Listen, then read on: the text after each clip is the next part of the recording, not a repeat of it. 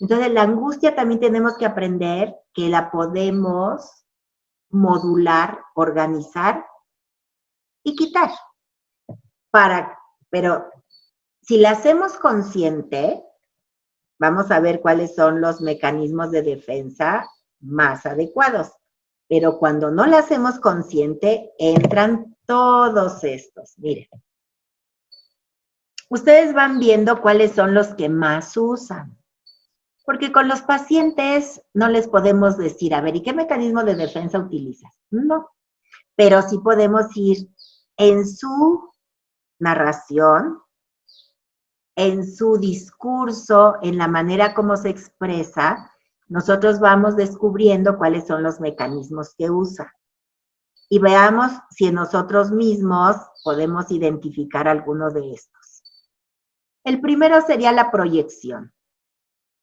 La proyección es cuando yo me pienso, como dicen, cree León que todos son de su condición. Me cuesta mucho trabajo decir qué envidia le tengo yo a Raúl.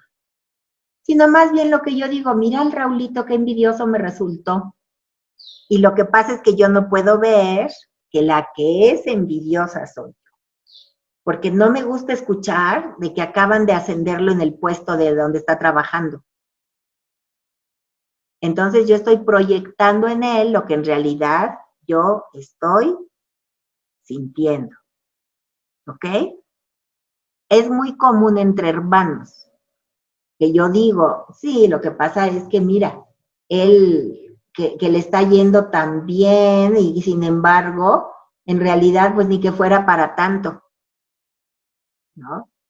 Estoy proyectando en él la envidia que me da de que sí le esté yendo muy bien, pero no reconozco que él es muy trabajador y yo me duermo a las 3 de la mañana viendo pelis y me levanto a las 12 del día y él se metió a hacer una plataforma para ver qué podía vender en red, ¿ok? Ahora miren, uno que encontramos muchísimo en la cuestión de la salud y la enfermedad, la retirada. ¿Qué es lo que sucede? Pues cuando no me asomo siquiera a visitar a mi ser querido enfermo. Es tal la angustia que me provoca que vamos, ni siquiera pregunto por él. Eso es muy común encontrarlo. Y además, ¿no les ha sucedido que la persona, si es mamá o la abuela o el abuelo o papá, preguntan por el que no se aparece? Preguntan por el que nunca se asoma por ahí, porque no aguanta lo que está pasando. La retirada es el alejamiento de lo temido. Nosotros, ¿cuántas veces nos hemos alejado de algo que nos produce tal angustia que no puedo con ello? En realidad me provoca muchísimo malestar. Otro mecanismo muy común es la racionalización. Cuando estamos dando explicaciones, ya sea que me las invente o que en realidad me justifican, pero que socialmente son aceptables. Uno muy claro en la racionalización es cuando el papá nunca puede ir a los juegos de fútbol del hijo. Y la realidad es que el papá no puede decir que no le gusta el fútbol. ¿Y saben qué explicaciones da? Pues que se va a trabajar los sábados, porque los colegios están tan caros que prefiere mejor trabajar que ir, que no puede ir por ello al partido de fútbol. ¿Cuántas veces nos encontramos a los pacientes que nos dan unas explicaciones tan extrañas de por qué se retiran, por qué emplean, además de la racionalización, el mecanismo de retirada? Después, otro mecanismo es la identificación. Ahorita es importantísimo, porque yo lo he visto. Cuando alguno de los pacientes que me han permitido acompañarlos ahora en estos procesos murieron, su ser querido murió de COVID, empieza el familiar que no lo había visto, que en realidad estaba aislado, y es que creo que estoy empezando a sentir como que me duele la cabeza y como que creo que tengo temperatura. Se está identificando con situaciones del otro. Eso se nos da mucho en la parte de salud y enfermedad. O cuando murió mi ser querido de cáncer, vamos a suponer mi padre que falleció de cáncer de pulmón, pues yo de repente también como que podía haber empezado a sentir como que, pues creo que me está pasando como a él, y de repente él tosía. Pero por otro lado, el mecanismo de identificación es buen mecanismo también. ¿Por qué? Porque los niños, los alumnos de sus maestros, aprenden por identificación. Se quieren parecer al maestro, ¿sí? La identificación también se da, por ejemplo, cuando estaba de moda, cuando empezó Gloria Trevi, a mí me llamaba mucho la atención porque cuando yo iba al aeropuerto, de repente por algo, había cantidad de niñas de 2, 3 años y las mamás, jovencillas también, todas vestidas de Gloria Trevi. La identificación también se da en eso. Es como un deseo de parecerte al otro. Nada más que este es un mecanismo que no te ayuda a controlar la angustia. También es un mecanismo inconsciente, pero es desde querer aumentar la autoestima. Y eso es bien interesante. Ese es bien interesante. Vámonos con otro. Miren, la regresión. La regresión, ¿eso qué pasa? Ese se da cuando, por ejemplo, nace, vamos a suponer que nació finalmente el hermanito, como les decía yo, y la niña mayor empieza otra vez a mojar los pañales, ¿no? Ya le habían quitado los pañales y empieza a mojar la cama. O ya le habían quitado la mamila y empieza a querer biberón. Ahorita es muy interesante, tengo una paciente que tiene 32 años y que el que falleció finalmente, fíjense qué curioso, se enfermó toda la familia. Se enfermaron el papá, el primero, la mamá y los 3 hijos. Ellos trabajan en un lugar en donde, como ella me dice, es que ahí es como el lugar por excelencia para contagiarse. Y ella es la menor. No, ella es la segunda, el hermano, son 2 mujeres y un hombre, ella es la segunda, pero era la niña de su papá, era la consentida de su papá. Y hay momentos en la sesión que habla como chiquita. La voz se hace pitudita, se hace como una voz de niña. ¿Por qué? Porque cuando habla de lo que hacía con su papá, de cómo lo extraña por lo que compartían, ella sufre una regresión. Entonces es muy importante identificar en los otros estos mecanismos de defensa, porque nos da la oportunidad de poder entrar más profundamente. Es cuando yo le puedo decir, ¿no? Pues todo eso que viviste con él, imagínate, es la mayor riqueza que te dejó. Y en honor a él y a esa riqueza es que nos vamos a recuperar, porque todo lo que él sembró en ti está germinando. Entonces el mecanismo de regresión es un buen mecanismo. Es un mecanismo que tenemos que aprovechar mucho. Miren, decía, es muy interesante, porque decía Francisco Campione con relación a este mecanismo. Francisco Campione es un italiano que fue un personaje muy importante junto a Alfonso Reyes para la ANTAC, porque el psicólogo, tanatólogo, aportó grandes cosas a la revista que teníamos de internacional de tanatología, y él en un congreso, les voy a contar lo que dijo. Él, su ponencia fue alrededor de que el tanatólogo no tiene que hacer que se regresione el paciente, sino que lo que tiene que hacer es que el paciente asuma que se llegó el momento de su muerte y el momento de dejar el paso a la generación que sigue. Y se hizo una discusión, perdón, es que aquí se llegó una cosa de aire, y se hizo una discusión sumamente interesante, porque, a ver ustedes qué piensan sobre eso, para que también, a ver, dentro de las cosas que vamos a dejar pendientes de resolver en casa. Si la regresión es un mecanismo de defensa que nos retorna, nos hace regresar a lo ya experimentado, ¿qué les pasa cuando nos enfermamos?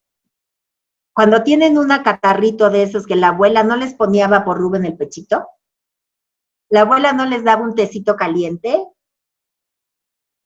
A mí sí, mi abuela eso es lo que hacía, mi madre hija única, entonces la abuela vivía grandes temporadas en la casa de mis padres, y mi abuela el vaporrub, recuerda a mi abuela Lolo, me sobaba el pecho y me sobaba la espalda, y yo sí me sentía chiquita, aunque ya no era chiquita, ¿no? Yo me casé de 20 años y todavía mi abuela murió unos meses antes de casarme, de hecho un mes antes de casarme, y todavía el año anterior pues me sobaba el pechito si me daba catarro.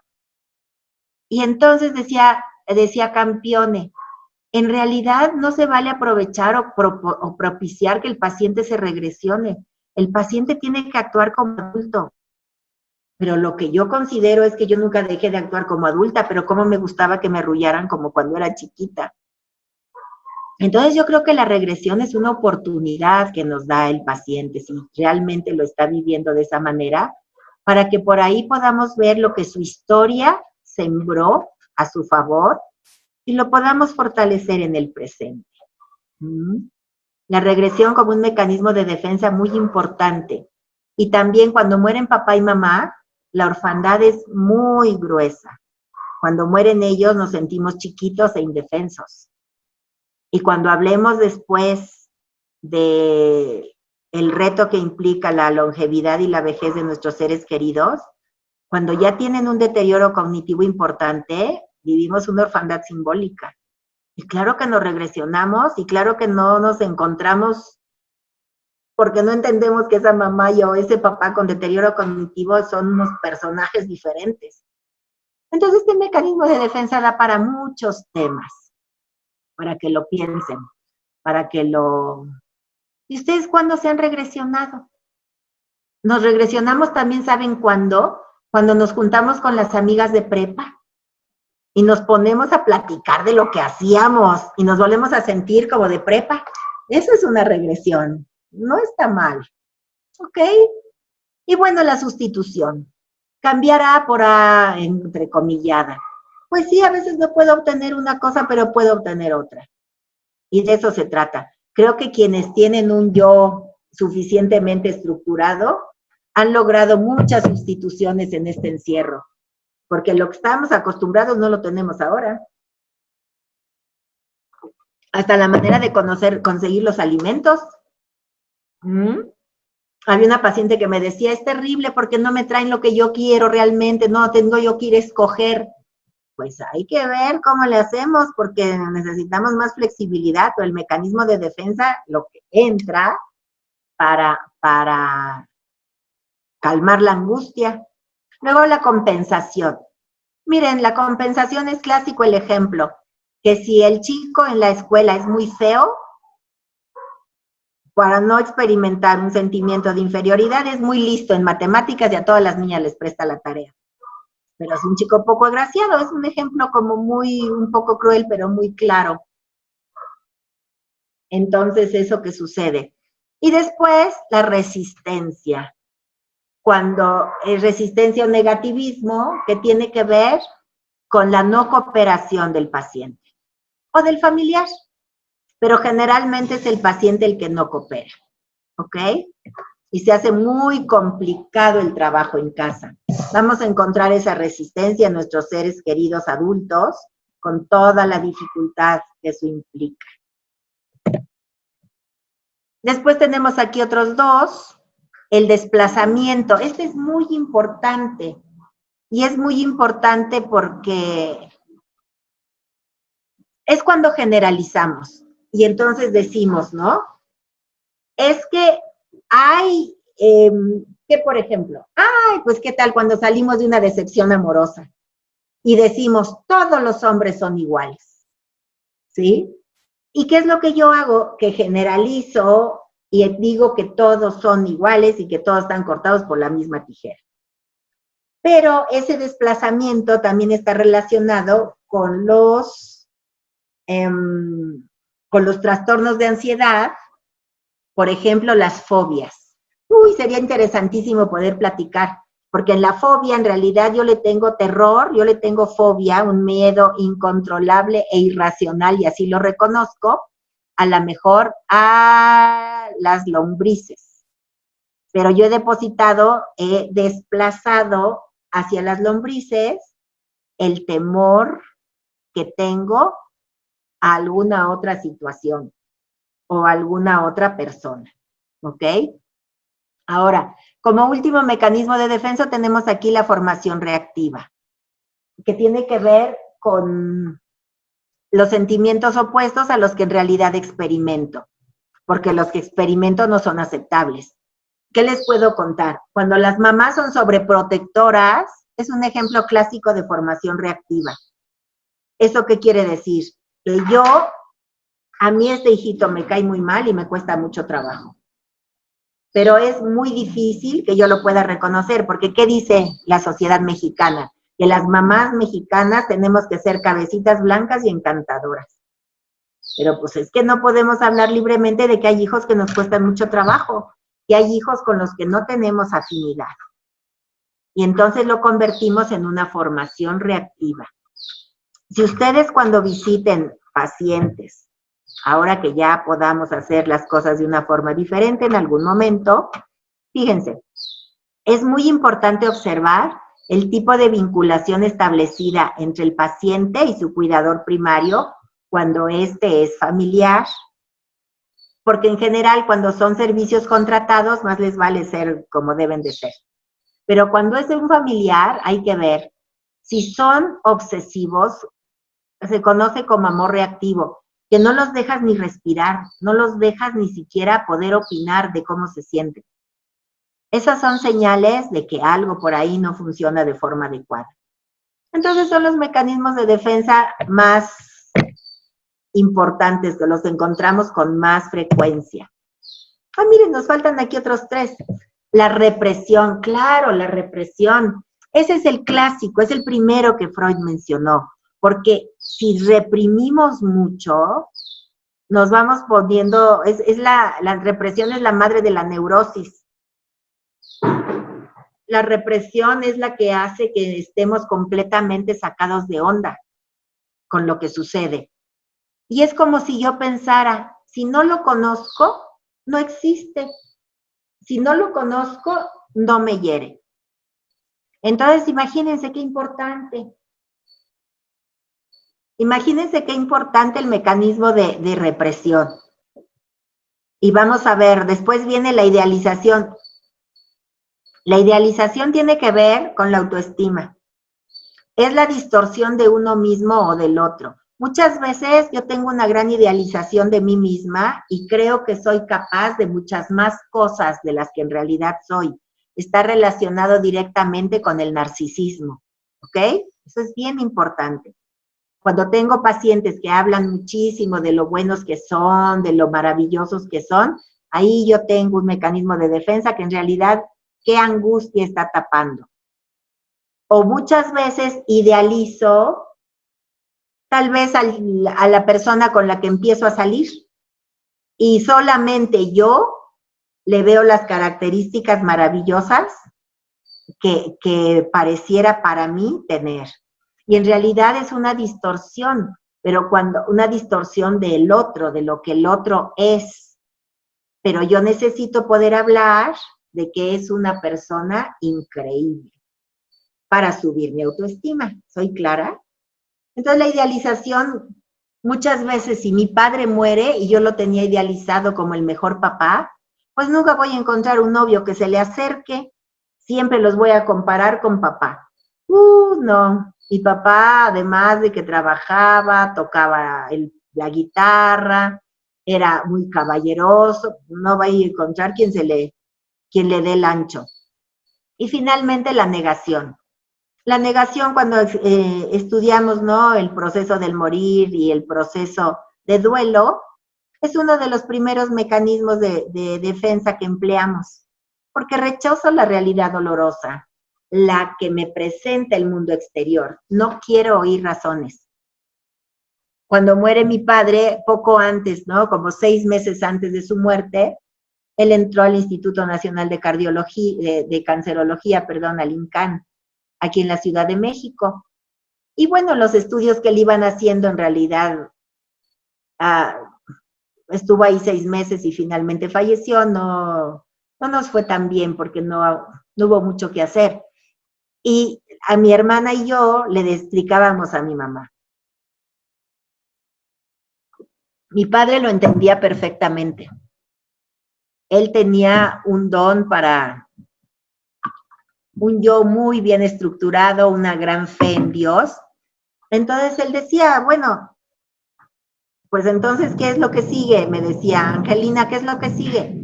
Pues mira, ahorita ya nos iremos a cuidados paliativos porque pues ya nos dijo el doctor que aquí no hay tratamiento, ya no hay nada que hacer. Y decía, bueno, pues vamos a ver en qué consiste.